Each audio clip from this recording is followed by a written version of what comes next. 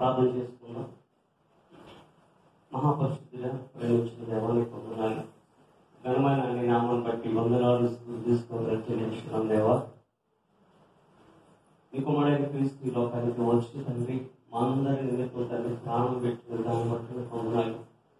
ఎవరు చేయలేని గొప్ప త్యాగాన్ని తండ్రి ఆయన ప్రభు యేసు క్రీస్తు వారి ద్వారా మేమైనా పాప విమోచన, పాప ప్రక్షాళన మేము గావించడానికి తండ్రి ఆయన చేసిన త్యాగాన్ని మేము మర్చిపోకుండా ఎల్లప్పుడూ కృతజ్ఞత కలిగిన వారమే తండ్రి నీ సన్నిధిలో ఉండుటకు కృప చూపించండి.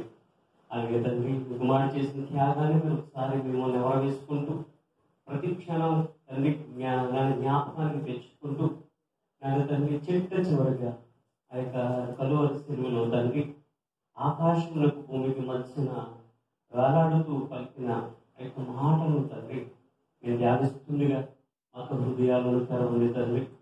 అలాలోచనగా కాకుండా తండ్రి శ్రద్ధాభక్తులతో తండ్రి నా కొరకు మా కొరకు మాట్లాడే మాటలు మేము వినులాగిన మా మనసు గ్రహించులాగిన మా మనోన్నతలను తెరవబడి తండ్రి పాప బ్రతుకు నుంచి విమోచింపబడి తండ్రి పరలోకానికి చేరుకునే విధంగా మా బ్రతుకులు ఉండులాగిన ఎల్లప్పుడూ వినే మాటలని కాకుండా ఇదినా నా తండ్రి ఏమైనా సుదూరం నుంచి వచ్చిన నీ యొక్క దాసుల ద్వారా మాతో మీరు మాట్లాడండి అనే ఆలోచనతో తండ్రి అయినా నీ యొక్క సన్నిధులు కూడుకుని ఉన్నాము తండ్రి. ఈ యొక్క సమయం కొరకు ఎన్నో దినాల నుంచి ఎదురు చూసుకున్న రీతిగా ఇదిగో తండ్రి నీ సన్నిధికి మేము రావడానికి కృప చూపించుకున్నందుకు వందనాలు. ఇదిగో తండ్రి యేసు వారు నాయన తండ్రి మరణిస్తూ ఆఖరి క్షణాన్ని మాట్లాడిన మాటల్లో మొదటి మాటలు తండ్రి మీ పిల్లలకు ధ్యానం వివరిస్తుండగా పరిశుద్ధాత్మ యొక్క సహాయాన్ని ఆలోచనలు నాకు అనుగ్రహించండి. నీ కృపలో నన్ను బలపరచండి. నన్ను పరిపూర్ణంగా తల్లి నన్ను మరుగుపరిచి పరిపూర్ణంగా మీరే నీ బిడ్డలకు కనపరచుకోమని నన్ను తల్లి పూర్తిగా నన్ను మరుగుపరచండి. అయినా నా మాటలు కాదు తండ్రి నీ మాటలే నీ పిల్లలతో మాట్లాడమని ఆ తర్వాత మాట్లాడుతున్న దాసునికి అలాగే ఈ పిల్లలకు నీ యొక్క సహాయం అందించమని నడిపిస్తున్న దాసుని నీ యొక్క సహాయం అందించమని మా ప్రభు క్రీడక్షకుడు నన్ను యేసుక్రీస్తు వారి ప్రార్థన చేస్తున్నాం తండ్రి. ఆమేన్. ప్రభునందు ప్రియమైన వాళ్ళగా కూర్చున్నాం. దేవుని యొక్క మాటలు చాలా చాలా గొప్పవి. దేవుని మాటలు అంత గొప్పవి, చాలా చాలా గొప్పవి. ప్రతి వారు మీరు ఉంటున్నారు.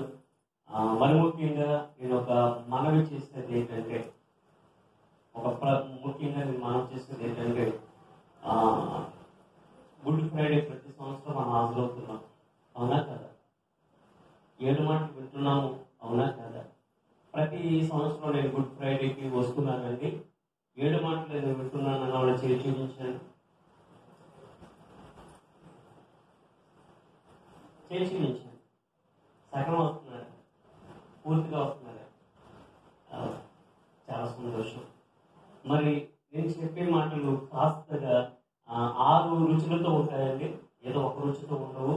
కాబట్టి కాస్త 6 రుచులు ఆరోగ్యం కాబట్టి కాస్త శ్రద్ధగా వెళ్ళాలని కోరుతున్నాను. అమ్మ, మీకు అడుగుతున్న ప్రశ్న, ప్రతి సంవత్సరం మీరు వస్తున్నారు, ఓకే. 5 సంవత్సరాల నుంచి 5 గుడ్ ఫ్రైడే నుంచి నేను వస్తున్నాను అన్న వాళ్ళు చూపించండి.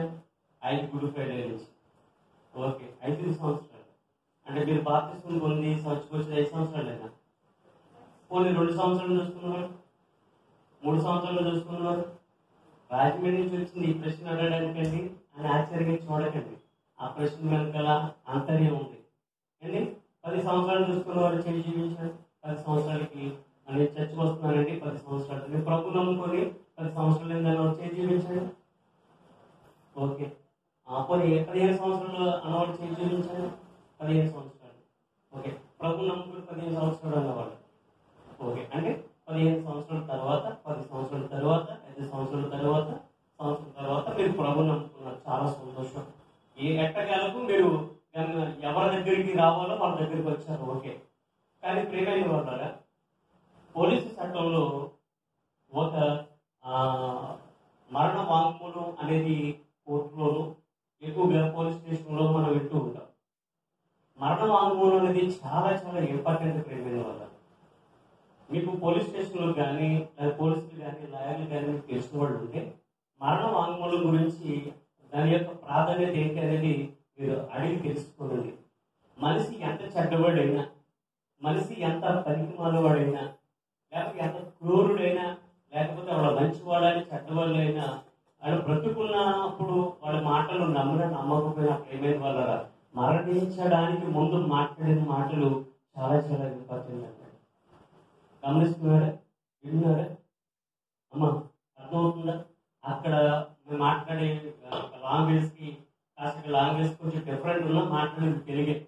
దయచేసి శ్రద్ధగా ఉండాలని కోరుతున్నాను. 9:30 కానీ అయ్యగారు చెప్పారు మాకు. 9:30కి అయితే లేట్ అవుతుందని చెప్పేసి 5:30కి వచ్చాం. అంటే రాత్రి ట్రైన్ మాకు మిస్ అయిపోయింది. మిస్ అవ్వడం కాదు, క్యాన్సిల్ అయింది. ఎలాగలా అని ఆలోచించి బస్సుకు వచ్చాను. ఏదో విధంగా వచ్చేసాం. సోదరులు తణుకు నుంచి వారు విజయవాడ వరకు వచ్చారు. వారే ముందు వచ్చారు. తర్వాత మేము రాజమండ్రి నుంచి రాత్రి పుట్టినరోజు ఒక బర్త్డే మీటింగ్ ముగించుకొని ఇంకా రెస్ట్ ఏం లేదండి. త్వరగా మేము రావడం జరిగింది. ఎందుకంటే మాట ఇచ్చాం. దేవుని యొక్క మాటలు దేవుని పిల్లల వారికి మీకు అందించాలనే ఉద్దేశంలో హైదరాబాద్కి వచ్చాం. విచిత్రం ఏంటంటే విజయవాడ నుంచి 3:30 కానీ 4 గంటలు కానీ బస్సుకుంటాం. నాకు ఇష్టం వాటికి పెంచేసుకుని రావడానికి. మా కొరకు స్పెషల్గా ఉన్నట్టు చాలా 1 గంటల చాలా వచ్చేసినాడు బస్సు. ఎందుకు వచ్చినా మీకు తెలుసు. ఏదేమైనప్పుడు ప్రేమైన వాళ్ళ త్వరగా ప్రభు మమ్మల్ని తోడుకుని వచ్చాడు. చక్కటి ఆతిథ్యాన్ని కాకుండా అన్ని విషయాల్లో ప్రభు చూపించాడు. ఇకపోతే మనము అసలు విషయానికి వస్తే ప్రేమైన వాళ్ళ మనిషి మంచివాడు కాకపోయినప్పుడు కూడా చిట్ట చివరి పలికిన మాటలు చాలా విలువైనవి. అంటే చిట్ట చివరిగా పలికే మాటలు పెద్దలు ఏమని పలుకుతారంటే అందరిని పిలుస్తారు, భార్యను పిలుస్తాడు, బిడ్డను పిలుస్తారు. ఏం చెప్తారు? వీలైతే ఆస్తి పంపకలు చెప్తారు, లేదా అప్పులు చెప్తారు. అవునే కదండి? కాస్త మట్టి ఉన్నారు కాబట్టి విషయాలు చెప్తున్నాను. అయ్యగారు ఇచ్చిన సమయంలోనే నేను ముగిస్తాను కాబట్టి 7 మాటలు చెప్పాలి కాబట్టి నాకు ఇచ్చిన సమయంలోనే నేను ముగిస్తాను. కాస్త హుషారుగా ఉండాలి. మేము కాస్త మాకు రాత్రి నుంచి నిద్ర లేదు కాబట్టి మీరు కొంచెం మట్టిగా ఉండొచ్చు, మగతగా ఉండొచ్చు. కానీ మీరేంటి మాకన్నా నేస్తూ ఉన్నారు? ప్రభు సన్నిధికి రావడం లేటుగా వచ్చారు, ఒక తప్పు అండి. మరలా ఏంటంటే కార్యాపన చేయడం మరొక తప్పు. వచ్చిన వాళ్ళు కొంతమంది బయలు చదువుకోవడం కానీ ప్రార్థన చేసుకోవడం మాట్లాడుకుంటారు. ప్రభు సన్నిధులు క్రమంగా సమస్తం ఉంటాయి. ఒకటిగా సమస్తము క్రమంగా మర్యాదగా జరిగించాలి. అమ్మా దేవుని యొక్క మాటలు శ్రద్ధగా విందాం. యేసు ప్రభు గారు మాట్లాడిన 7 మాటలు ఎంత గొప్పవో, ఆయన శిలువ మీద పలికిన మాటలు ఎంత గొప్పవో, శిలువ కింద కూడా పలికిన మాటలు అవి ఎంత గొప్పవో మనం కూడా విందాం.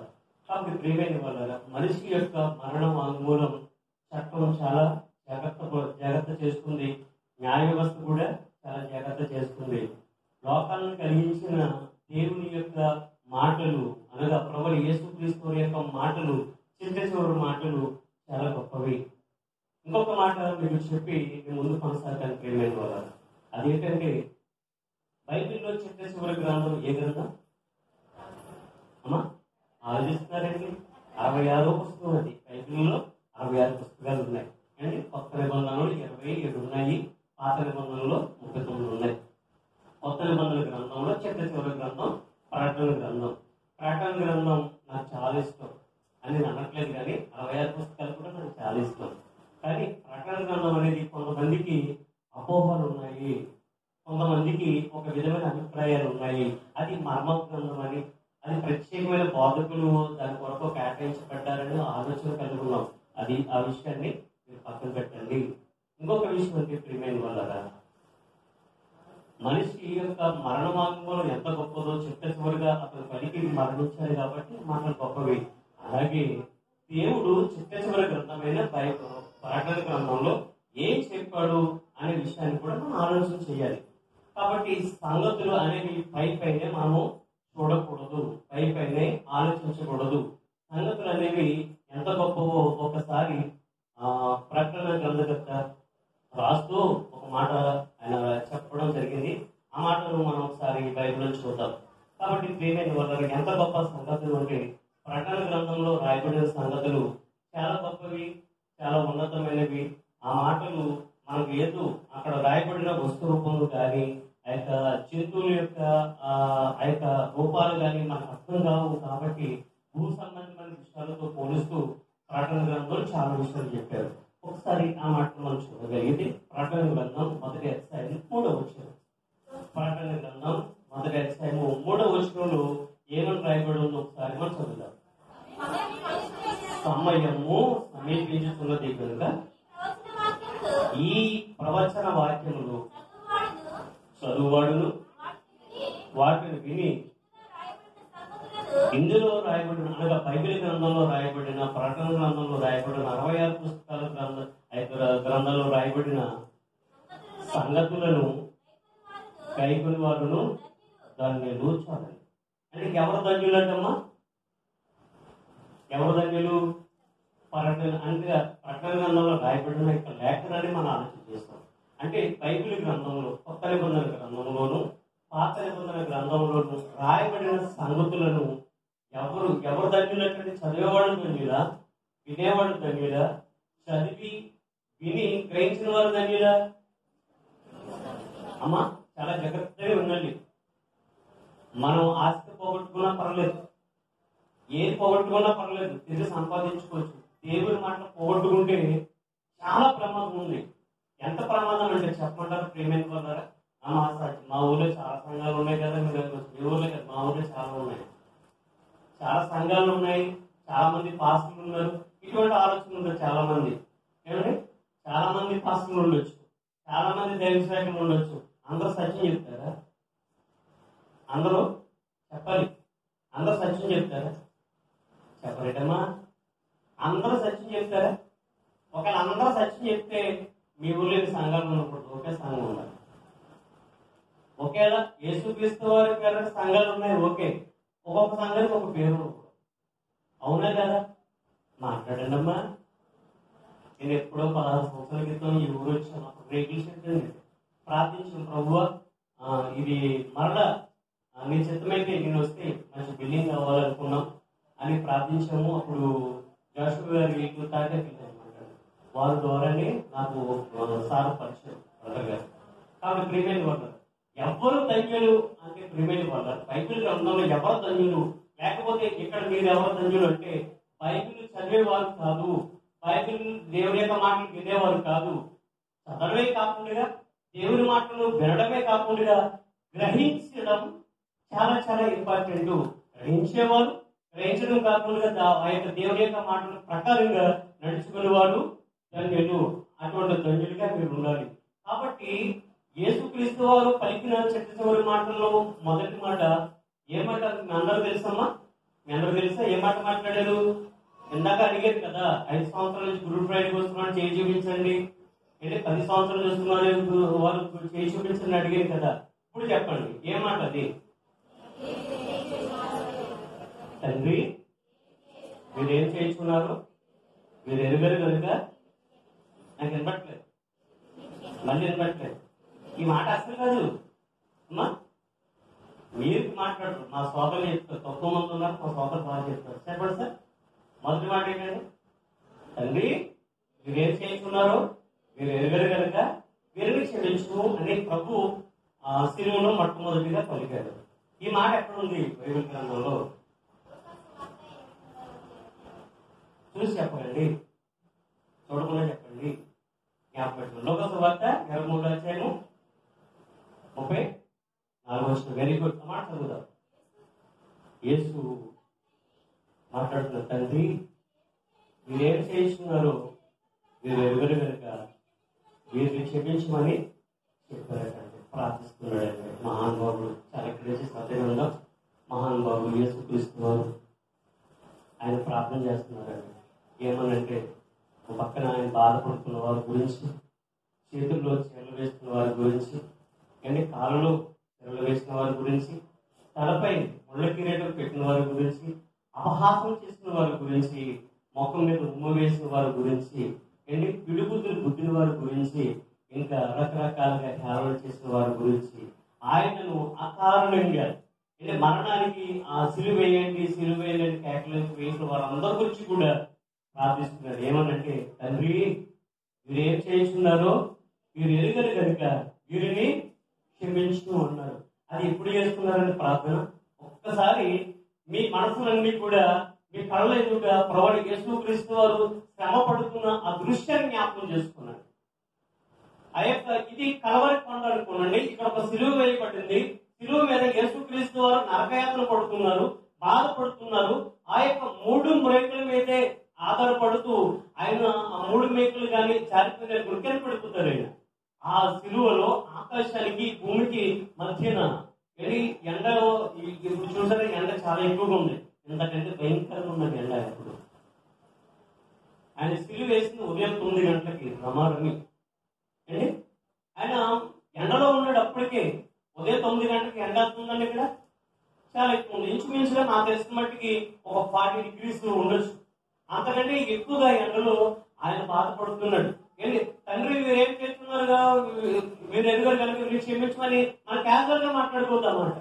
ఒక్కసారి గ్రహించుకుందాం, ఒక్కసారి ఆ దృశ్యాన్ని ఆలోచించేద్దాం. ప్రియమైన వాళ్ళ ప్రతి సంవత్సరం ఇది మనం మాట వింటున్నాము, కానీ ఆ మాట ఎప్పుడు గ్రహిస్తారు చెప్పండి.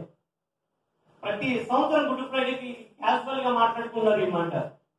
చాలా మంది ఏసీ చర్చల్లోకి వచ్చారు. తండ్రి మీరేం చేస్తున్నారో మీరు ఎరుగరు కనుక మీరు క్షమించమనేసి ఒక 5-10 నిమిషాల్లో మాట్లాడి ముగించేస్తారండి. 5-10 నిమిషాలు కాదు ప్రియమైన వాళ్ళ. నన్ను అడిగితే ఒక రోజు నాకు సమయం ఇస్తే అంతకంటే ఎక్కువ చెప్పగలను. అంత చెప్పే నాకు ఒప్పుకున్నా, చెప్పే అవకాశం నాకు దేవుడు ఇచ్చిన మీరు కూర్చొని వినలేదు ప్రియమైన వాళ్ళ. 1 గంట చాలు. ఆ మాట అంటున్నప్పుడు ప్రియమైన వాళ్ళ ఆయన యొక్క శరీరం మొత్తం పూర్తిగా ఎలాగా మారిపోయిందంటే యెషయా గ్రంథం 53వ అధ్యాయము ఒక్కసారి ఆయన యొక్క శరీరం ఏ విధంగా నలగొట్టబడిందో, ఏ విధంగా ఆయన యొక్క శరీరం ముందు ఒకసారి మనం చూడగలిగితే ఆ యెషయా గ్రంథం 53వ అధ్యాయము అందరూ తీయండి ప్రియమైన వాళ్ళు, అందరూ తీయండి. 2వ వచనం ప్రియమైన వాళ్ళు. అతడు చదవండి. లేత మొక్క వలెను, ఎండిన భూమిలో మొలిచిన మొక్క వలెను అతడు ఆయన ఎదుట పెరిగాడు. అంటే లేత మొక్క తెలుసు కదండి. ఒక మొక్క, లేత మొక్క ఎంత బాగుంటుందండి. ఎవరైనా ముట్టుకొనిస్తాం మనం, అసలు ముట్టుకోలేము. లేత మొక్క వలెను, ఎండిన భూమిలో మొలిచిన మొక్క. ఎండిన భూమి ప్రియమైన వల్ల ఫలపరితం ఉంటుంది. ప్రియమైన వల్ల అంటే లేత మొక్క వలెను, ఎండిన భూమిలో మొలిచిన మొక్క వలెను అతడు ఆయన ఎదుట పెరిగాను. తర్వాత అతనికి, అతడు అంటే ఎవరు ఇక్కడ? యేసుక్రీస్తు వారి గురించి చెప్తున్నాడు. అతనికి స్వరూపమైనను సొగసైనను లేదు అన్నాడు. చాలండి, ఒక్క మాట చాలండి ఈ ప్రసంగానికి. యేసుక్రీస్తు వారికి ఏమి లేదంట అమ్మ, యేసుక్రీస్తు వారికి ఏమి లేదంట? సొగస. అందరూ నోరుకోండి. సొగసైనను స్వరూపమైనను లేదు అన్నారు. అప్పుడప్పుడు ప్రైవేట్ వల్ల నేషనల్ హైవేస్ ఉన్నాయి, యాక్సిడెంట్ జరుగుతుంటాయండి. యాక్సిడెంట్ జరిగినప్పుడు ఆ యొక్క శరీర భాగాల మీద లారీ చక్రాలు కానీ బస్సు చక్రాలు కానీ వెళ్ళిపోయినప్పుడు అవయవాలు ఏమైపోతాయి? శరీర భాగం ఏమైపోతుంది? నుచ్చి అయిపోతుంది. అవునా కదా? అప్పుడు సొగసు ఉంటుందా? సొగసు అయినను స్వరూపమైనను ఉంటుందా చెప్పండి? అందం ఉండదు ప్రియమైన వల్ల. ఆ సమయానికి అందం ఉండదు. ఒకవేళ తలపై భాగం చెల్లిపోయింది అనుకోండి, ఆనమాలు కట్టడానికి వీళ్ళెవరో మనం పోల్చుకుంటాం. బంధువులే, లేకపోతే భార్యో భర్తో, లేకపోతే పిల్లలు వచ్చి వీళ్ళు నా భార్యేనా, ఈమె నా భర్తేనా, లేకపోతే ఈమె నా భార్యేనా, ఇతడు నా భర్తేనా, నా పిల్లలేనా అని ఊహించుకోవడానికి, చెప్పడానికి కూడా ఆనమాలు కలుగుతుంది ప్రియమైన వాళ్ళ. కానీ ఇక్కడ విష్ణు ఆనకొస్తే ప్రియమైన వాళ్ళ, యేసుక్రీస్తు వారు శరీరం ఉంది, కానీ ఇది యేసుక్రీస్తు వారు అనడానికి అక్కడ ఆనమలు కట్టడం లేదు ప్రియమైన వాళ్ళకి. ఎందుకంటే అంతగా హింసించబడ్డాడు మన కొరకు, అంతగా బాధ పెట్టబడ్డాడు మన కొరకు ప్రియమైన వాళ్ళ. ముందు రోజు అప్పగించబడ్డాడు, ముందు రోజు రాత్రి ఆయన అప్పగించబడిన తర్వాత నుండి సిలువ వేసే వరకు కూడా ఆయన చిత్రవద చేస్తానే ఉన్నారండి. నాకు వాట్సాప్ లో నిన్న ఒక పోస్ట్ చేశారు. ఏంటంటే ఆయన 160 దెబ్బలు గాయాలు, బలమైన గాయాలు పొందాడు. 6.5 లీటర్స్ అంటే 6.5 లీటర్ రక్తం పోయింది అని అన్నారు. ఒక మనిషికి ఎంత రక్తం ఉంటుందండి?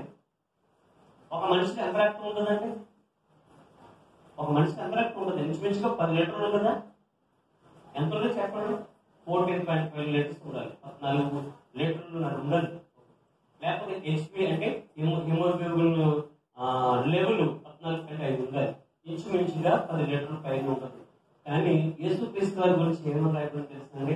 6.5 లీటర్లు కాదండి, ఆయన రక్తము నీరు 6 రాయబడింది. శరీరంలో ఏమీ లేదండి ప్రేమైన వల్ల. నీ కొరకు నా కొరకు ఆయన శరీరంలో ఉన్న రక్తం ప్రతి చిన్న రక్తం బుట్టు కూడా కార్చబడింది. ఆయన శరీరంలో నీటి శాతం మొత్తం కార్చబడింది. ప్రేమ ఏమీ లేదండి.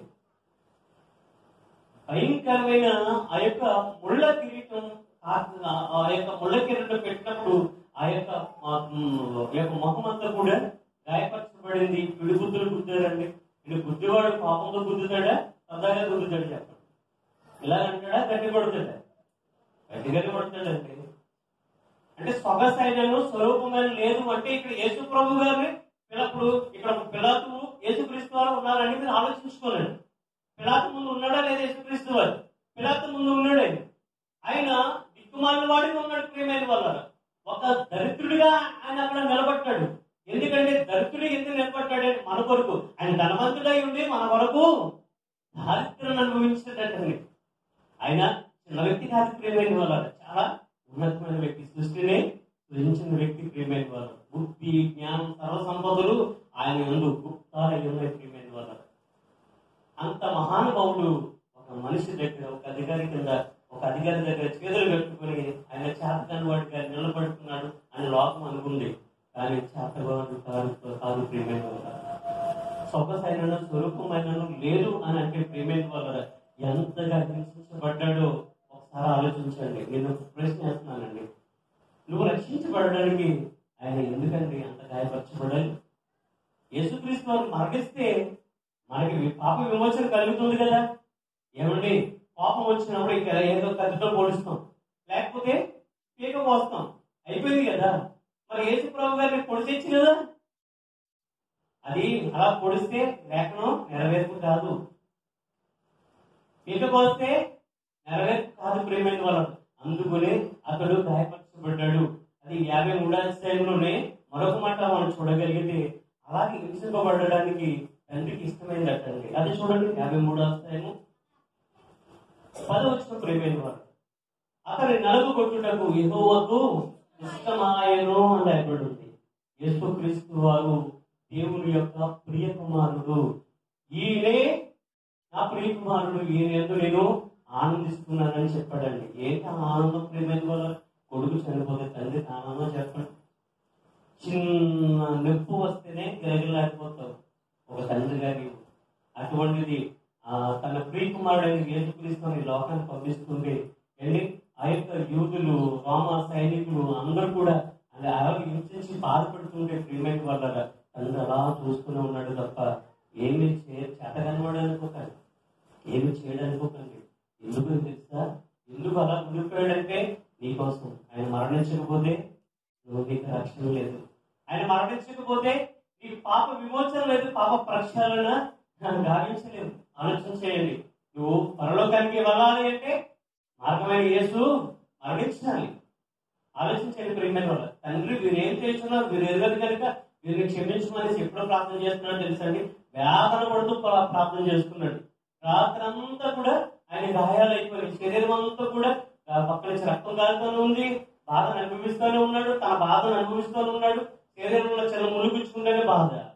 ఇంజక్షన్ చేస్తేనే చూడాలి అక్కడ వాతావరణం. ఒక ఇంజక్షన్ కి చేయించుకుంటే ఎవరికి లాభం అండి? డాక్టర్ దగ్గర మీకు. ఇంజక్షన్ చేయించుకుంటే ఎవరికి లాభం? మీకే లాభం. చేయించుకోండి. ఎవరికైతే అనారోగ్యం ఉందో వాళ్ళకి లాభం. ఆ ఇంజక్షన్ చేయించుకోవడానికి ఒక్కొక్కళ్ళు వాళ్ళు చూడాలి. ఏం చేస్తారు? జస్ట్ అలా పొడిచి తీసేస్తారు అంతే. అది మీ మీద కొరకు. ఆలోచించండి ప్రియమైన వాళ్ళు. అయితే ఆయన ఓ పక్కన శరీరం బాధిస్తుంది, ఓ పక్కన కాళ్ళలో మేకులు, చేతుల్లో మేకులు, తల మీద ముళ్ళ కిరీటం, శరీరం అంతా కూడా బాధిస్తున్న సమయంలో మేకులు వేస్తున్నారు. వీళ్ళందరూ కూడా ఆపాదిస్తున్నారు. అప్పుడు అనవలసిన మాట్లాడండి, మనసు విప్పి మాట్లాడుకుందాం నిజంగా. అప్పుడు అనవలసిన మాటేనా? అదే మీరైతే ఏమంటారు చెప్పాలి. దేవుని సన్నిధిలో ఉన్నాం. మనమైతే ఏమంటాం? అదే పరిస్థితిలో మీరు ఉన్నారు, మిమ్మల్ని బాధ పెట్టుకున్న వారిని మీరు అనగలుగుతారా? అప్పుడు దాకా ఎందుకండి, అప్పుడు దాకా ఎందుకండి? నిజంగా చిన్న చిన్న మాటలు వస్తుంటాయి. అప్పుడప్పుడు చిన్న చిన్న మాటలు వస్తుంటాయి. ఆ మాటలకి ప్రియమైన వాళ్ళ జీవితాంతం మన మనసులో పెట్టుకుని కోడుననుకో తిరుగుతున్న వాళ్ళు కూడా లేకపోలేదు. ఏదో వంకలు పెట్టి తిరుగుతున్నారు. ఎందుకంటే అంత పగ. ఓ పక్కనేమో కరోనా వచ్చి కాటేసిపోతుంది, ఓ పక్కన మరణాలు జరుగుతున్నాయి. ఎంత జరుగుతున్నా మనసులో మార్పు రాదేటండి. సృష్టిలో చూడండి ప్రియమైన వాళ్ళ, సృష్టిలో ప్రతి జీవి కూడా తన యొక్క ఒక జంతువు ఉందనుకోండి, జంతువులాగా బ్రతుకుతుంది. ఒక పక్షి ఉంది, పక్షిలాగా బ్రతుకుతుంది. ఏంటి, ఏ జీవి ఆ జీవిలాగా బ్రతుకుతుంది. మరి మనిషి అనేవాడు మృగంలాగా ఎందుకు బ్రతుకుతున్నాడు? మనిషి అనేవాడు మనిషికి ఎందుకు బ్రతకట్లేదు? మనిషిలో మానవత్వ లక్షణాలు ఏమైపోయి దేవుడు ఏమని కోరుకున్నాడంటే మనిషిలో దైవత్వం చూడాలనుకున్నాడు.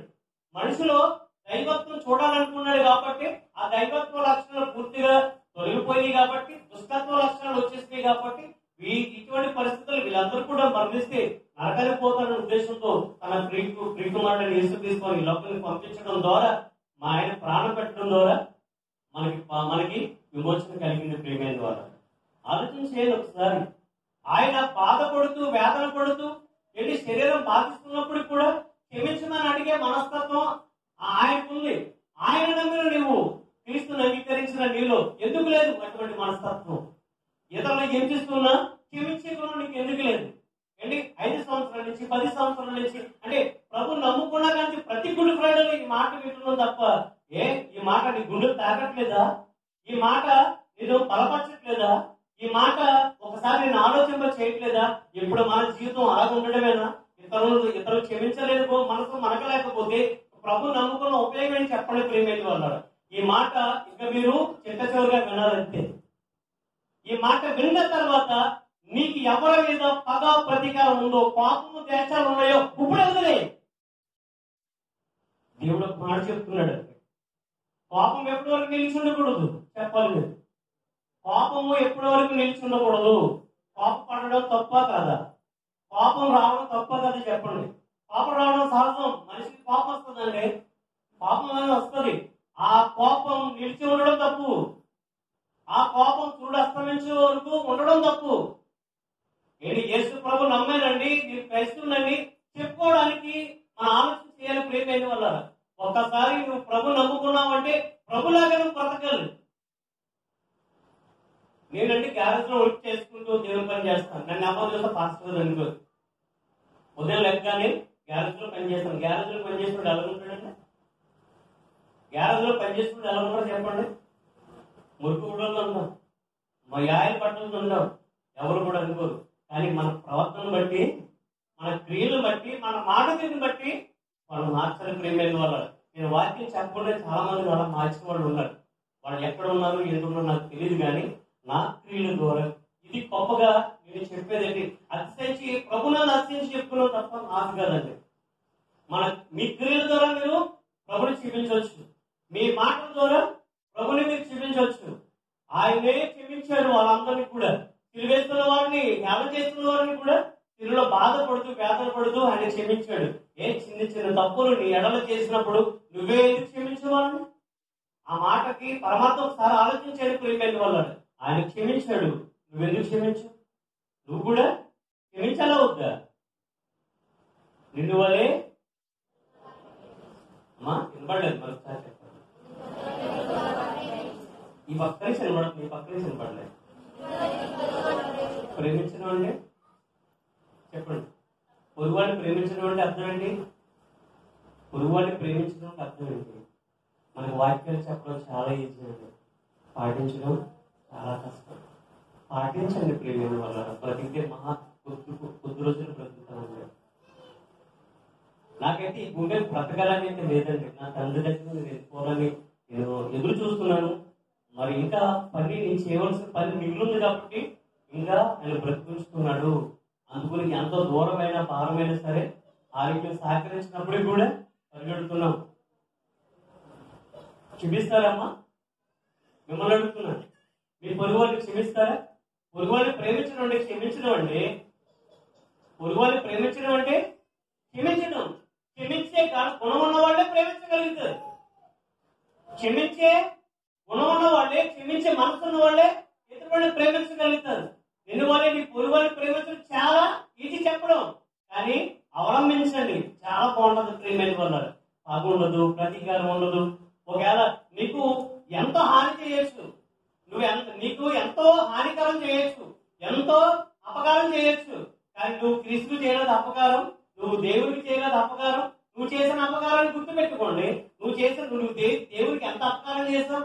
నువ్వు లోకంతో స్నేహం చేసి దేవుడితో వైరాన్ని తెచ్చుకోలేదా? ఈ లోకంతో పాపం చేసి దేవుడికి విరోధంగా బ్రతకలేదా? ఈ బ్రతుకి ఆ బ్రతుకి ఎంత తేడా ఉందో ఒకసారి ఆలోచన చేయండి. ఆయన తండ్రి మీరు ఏం చేస్తున్నారు, మీరు ఎదురు కనుక మీరు క్షమించమని చెప్పాడు. మరి అదే యేసుక్రీస్తు ఆ మాట చెప్పనే ప్రభుని నువ్వు గమనిస్తున్నావు. గమనించిన నీవు నీ పొరుగువాన్ని ఎందుకు క్షమించున్నది చెప్పండి. ఒక విధంగా చెప్పాలంటే ప్రేమైన వాళ్ళ క్షమించమని అడుగుతున్నాడు కదా, ఆయన తప్పు చేశాడంటే ఎవరు అసలు క్షమాపణ అడగాలి? ఒక పాయింట్ జాగ్రత్తగా, క్షమాపణ ఎవరు అడగాలండి? అమ్మ చెప్పాలంటే కూడా క్షమాపణ ఎవరు అడగాలి? అమ్మా తప్పు చేసిన వాళ్ళు. అమ్మా కరెక్టేనా? వాడు చెప్పింది కరెక్టేనా? అబద్ధం చెప్పారా? ఏం చెప్పారు? వాడు తప్పు చేసిన వాళ్ళు క్షమాపణ అడిగారు. తప్పు చేయని వాడు క్షమాపణ అడుగుతున్నాడండి. ఇక్కడ యేసు కూడా తప్పు చేశాడండి, మరి ఎందుకు క్షమించుకున్నాడు? దైవత్వం ఉన్న వారిలో ఇటువంటి మనసు ఉండదు. బలిపీఠం దగ్గరికి ఒక వ్యక్తి వచ్చి బలి అర్పించడానికి ఆయన వచ్చాడండి, ముగిస్తున్నాడండి. బలి అర్పించడానికి ఒక వ్యక్తి వచ్చాడు. అప్పుడు వెంటనే దేవుడు ఒక ఆలోచన కలిగించాడు ఆయనకి. ఎవరన్నా నువ్వు బలి అర్పించడానికి వచ్చావు, ఓకే, నీకు ఎవరి మీదైనా సరే విరోధం ఉందేమో, ఒకవేళ విరోధం ఉందని నీకేమైనా అనిపిస్తే ముందు వాళ్ళతో వెళ్ళి సమాధాన పడి వచ్చి నాకు బలి అర్పించు అన్నాడు. ఇది పాత నిబంధన ప్రకారంగా. ఇప్పుడు నువ్వు దేవుని సన్నిధికి వస్తున్నావు, ఇది బలిపెట్టం అనుకోండి, అంటే బలి అర్పించడానికి వచ్చారనుకోండి. ఇప్పుడు బలి లేవు కదండి, ఏ ఖర్చు లేని పని మనకి. దేవుని పనికి ముందుకెళ్ళడానికి కానీ దేవునికి ఏదైనా ఇవ్వడానికి చాలా కష్టం మనకి. ఏమంటే దేవుడి పనిలో మనం ప్రతి విషయంలో కూడా ముందుండాలి, ప్రతి పనిలో కూడా మనం ముందుండాలి. ఏమండి దేవుని సన్నిధికి వస్తున్న నీవు ఒక్కసారి నీకు విరోధంగా ఎవరైనా ఉన్నారా అని ఆలోచించుకో, వాళ్ళతో సమాధాన పడు. అప్పుడు దేవుని సన్నిధికి వచ్చి ప్రార్థన చేయగలుగుతారా? చేస్తారా? చేస్తే మంచిదే, చాలా బాగుంటుందండి. తండ్రి సంతోషపడతాడు. ఆయన చెప్పిన మాట కూడా. ఇకపోతే ఆఖరిగా ఒక ప్రశ్న, వాళ్ళు తెలియక సిలివేశారా, తెలిసి సిలివేశారా? అమ్మా తెలిసేశారా? చెప్పండి, రోడ్డు మాట కదా. తెలిసేశారా, తెలియకేశారా? తెలిసేశారా, తెలియకేశారా? తెలిసేశారు. ఓకే అమ్మ మీరు చెప్పండి, తెలిసేశారమ్మా, తెలియకేశారు. ఇప్పుడు ఏదైనా ఉందా? యేసుక్రీస్తు వారి చేతుల్లో మేకలు వేసేశారు, తెలిసేశారా, తెలియకేశారా? ముళ్ళు కిరీటం పెట్టారు, తెలుసా తెలియక? ఏంటి పక్కలో బల్లెపు పోటు, పక్కలో బల్లెపు పోటు, శిష్యుడు వెన్నుపోటు. ఏంటి సైనికులేమో పక్క బల్లెపోటు వేస్తే శిష్యుడు ఏం చేశాడు? వెన్నుపోటు. ఏంటి తెలిసి చేశారా, తెలియ చేశారా? తెలిసి చేశారు. కానీ బైబిల్ దీనికి కొంచెం డిఫరెంట్ గా వాక్యం చెప్తుంది. ఒకసారి ఆ మాట చూద్దాం. మొదటి కొరింథీ పత్రిక 2:8 కొరింథీయులకు రాసిన పత్రిక 2:8 ప్రేమ. మొదటి కొరింథీ పత్రిక 2:8 అది లోకాధికారులను ఎవ్వరికి తెలియదు, అది వారికి తెలిసి ఎగిరినడలా మహిమా స్వరూపియకు ప్రభువును సిలువ వేయక, అంటే ప్రభు గురించి వాళ్ళకి తెలియక సిలువ వేస్తారంటే, ఈయన మహిమా స్వరూపియకు ప్రభువు, ఈయనే క్రీస్తు అని వాళ్ళకి తెలుస్తుంటే సిలువ వేసేవారు కాదండి. కానీ మనకి యేసుక్రీస్తు వారు మహిమా స్వరూపి అనే ప్రభు అని మనకు తెలుసు. ఏమా ఆయనే యేసుక్రీస్తు అని తెలుసు, త్వరగా రాబోతున్నాడని తెలుసు, మనందరికీ తెలుసు. కానీ మనం ఆయన సిలువ వేస్తున్నామా లేదా? ఇప్పటికి కూడా మన పక్షాన ఆయన విజ్ఞాపన చేస్తున్నాడు తెలుసా? ఏమనంటే ప్రైవేట్ వాళ్ళ తోట యజమాని అనగా తండ్రి వచ్చి శ్రీన్ అనే ఒక చెట్టుని అడుగుతున్నాడు. ఈ చెట్టు ఫలిస్తలేదు ఏంటి? ఈ చెట్టు ఫలిస్తుంది. మరి మిమ్మల్ని అంటే మీరు బాధపడతారు కాబట్టి నన్ను అనుకుంటున్నాను ఏంటి, ఒకరిని ఫలించట్లేదు అనుకోండి. శ్రీన్ అనే చెట్టు ఏంటి ఫలించట్లేదు, ఏంటి సంగతి ఏంటి, తీసే అన్నాడు. ఆల్రెడీ గొడ్డలు ఎక్కడ పెట్టాడట? చెట్టు మొదలు పెట్టాడా, చెట్లు వేర్లు పెట్టాడా? ఒక మొదలు కొడితే చిగురిస్తుంది, మొదలు నరికేస్తే ఏమవుతుంది? చెట్టు గుణం చిగురిస్తుంది. అదే వేర్లు నరికితే చిగురించడానికి అవకాశం ఉండదు ఏంటి. కాబట్టి ఆల్రెడీ చెట్టు గొడ్డలు అక్కడ ఉంది, కానీ తండ్రి వచ్చి అడుగుతున్నాడు, ఈ శ్రీనాని చెట్టు ఏంటి ఫలించట్లేదు, తీసే అన్నాడు. ప్రభు ఏమంటాడు? తండ్రి ఈ సంవత్సరం అవకాశం ఇద్దాం, ఎరివేద్దాం, చుట్టూ తవ్వుదాం. చుట్టూ చాలా చిరాకు ఉంది కాబట్టి, నీళ్లు కూడా వెళ్ళట్లేదు కాబట్టి చుట్టూ తవ్వి తిరివేసి కాస్త బాగా పోషించి ఈ కరోనా టైంలో కాపాడదాం. ఫస్ట్ కరోనాలో కాపాడాను, ఓకే. రెండవ కరోనాలో కాపాడుతాం. అంతకంటే భయంకరమైనది వస్తుంది కదా, మనం పంపిస్తాం కదా, అప్పుడు చూద్దాం, అప్పుడు నీ ఇష్టం అని దేవుడు ఏం చేస్తున్నాడంటే, ప్రభు రిక్వెస్ట్ చేస్తున్నాడు. ప్రభు ఈ సంవత్సరం మన అందరి పట్ల కూడా అలాగే రిక్వెస్ట్ చేస్తున్నాడు. ప్రియమైన వాళ్ళు ఆలోచించండి. ఎందుకంటే మనం క్షమించబడాలి అంటే ప్రియమైన వాళ్ళ మొట్టమొదటి మనం చేయవలసిన పని ఏంటంటే, ఒకసారి ఒక్కరు వచ్చినాలను చూపించి ముగిస్తారు. నాకు ఇంకా 2 నిమిషాలు టైం ఉందండి. అపోస్తలుడైన పౌలు ఏం చేస్తున్నారు? 4వ అధ్యాయము 32వ వచనం.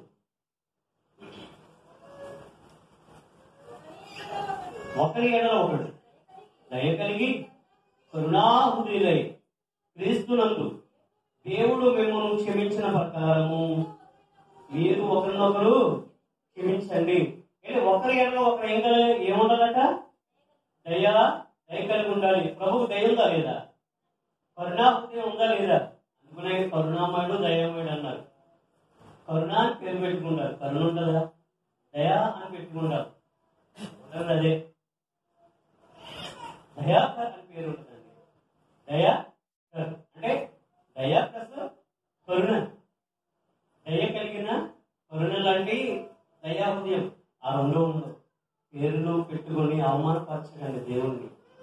మీ పేర్ల వలన ప్రేమని వల్ల దేవునికి మహిమ తేవాలి. మీ పేరు వలన మహిమ ఎలా వస్తుంది అంటే మీ బ్రతుకు వలన వస్తుంది. పేరులో నాకు తెలిసినటువంటి పేరులో ఏమీ లేదు, కానీ మన బ్రతుకులోనే దేవునికి మహిమ తీసుకురావాలి అండి. మిమ్మల్ని బట్టి నా నామం దూషించబడుతుంది అంటే ఆ మాట విన్నప్పుడల్లా గుండె మనకి గుబేలు అనాలి, భయపడుతూ ఉండాలి. అన్ని జనుల మధ్య నా నామం నన్ను బట్టి ఏమన్నా దూషించబడుతున్నాడా నా తండ్రి అని భయపడాలి. ప్రియమైన వాళ్ళ తండ్రి క్రీస్తునందు ఎలాగైతే క్షమించాడో మనం కూడా అలాగా క్షమించాలి. అదే ఒక మాట చూసి నేను ముగిస్తాను. లోకసువార్త 6వ అధ్యాయం. లోకసువార్త 6వ అధ్యాయం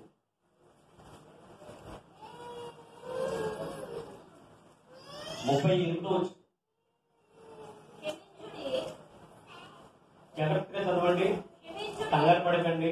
ఈ మాట చదివేవాళ్ళు మాటను ఫాలో అవ్వండి.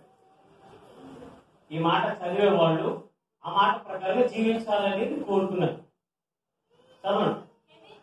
క్షమించుడి, అప్పుడు మీరు క్షమించబడతారు. నీకు క్షమాపణ రావాలి అంటే, దేవుని యొక్క నుండి నీకు క్షమాపణ రావాలి అంటే మొట్టమొదటికి క్షమించవలసింది ఎవరు? ఎదుటి వాళ్ళు వచ్చి క్షమించు అని అడగడం కాదు గొప్ప కాదు, నువ్వు క్షమించడం గొప్ప. ప్రభు అదే ఏ తప్పు చేయలేని ప్రభువు, పరిశుద్ధులైన ప్రభువు, పాపం చేయని ప్రభువు, మనందరి కొరకు ప్రాణం పెట్టిన ప్రభువు. ఏంటి ఒక విధంగా చెప్పాలంటే ఏ కోశాల్లో కూడా ఏ మచ్చ ఏ డాగు లేని ప్రభువు. ఆయన పాపం చేయలేదు, ఆయన నోట ఏ కపటమును కనబడలేదు అనేసి పేతురు గారు 1 పేతురు పత్రిక 2:22 మాట్లాడబడింది. ప్రభు పాపం చేయలేదండి, ఆయన నోట ఏ కపటము కూడా కనబడలేదు. లేదు ప్రియమైన వాళ్ళు, అటువంటి స్వచ్ఛమైన మనసు మనకు రావాలి. ఆ సిరిలో పలికిన మొట్టమొదటి మాట మనం విన్నాం. ఆయన క్షమించాడు. మనకి ఆయన్ని అనుసరిస్తున్న మనము, ఆయన యొక్క మాట ప్రకారం జీవిస్తున్న మనం కూడా క్షమించకపోతే మన జీవితం వృధా. ప్రియమైన వల్ల ఇన్ని సంవత్సరాలు దేవుడి సన్నిధికి వచ్చి దేవా అని ప్రభు అని పిలిస్తే ఉపయోగం లేదు. ఎందుకంటే నువ్వు మాట వరకునే, క్రియల పర్లేదు, క్షమించండి. నువ్వు క్షమించు, ఎదురువాడికి తప్పైనా నువ్వు క్షమించు. ఒకవేళ నీదే తప్పైనా ఎదురువాడికి క్షమించు. అర్థమవుతుందండి? ఒక అడుగు ముందుకే ప్రిపేర్ వాళ్ళు. ఎవరి కోసం? దేవుడి కోసం. ఎవరి కోసం? నీ కోసం. ఎవరి కోసం? పరలోకం నీకు కావాలా వద్దా? పరలోకం కావాలి అంటే నువ్వు ఒక అడుగు ముందుకే వెళ్ళు. ఎదుటి వాళ్ళకి తప్పు అయితే నువ్వు వెళ్ళు, వాళ్ళ ఇంటికి వెళ్ళి సమాధాన పడు. అందరితో సమాధాన పడమంటున్నాడు. శక్యం అయితే అందరితో సమాధాన పడమంటున్నాడు. అందరితో కూడా పరిశుద్ధత కలిగి ఉండడానికి ప్రయత్నం చేయమంటున్నాడు. కాబట్టి ఆలోచించండి ప్రిపేర్ వాళ్ళ.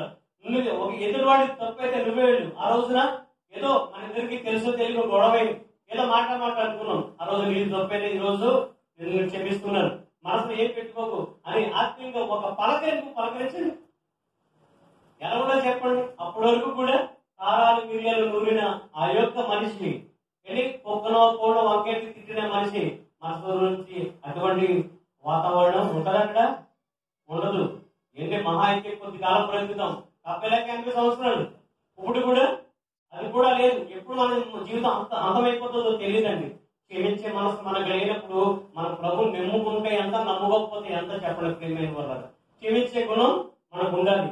మన ప్రభువు క్షమించేవాడు.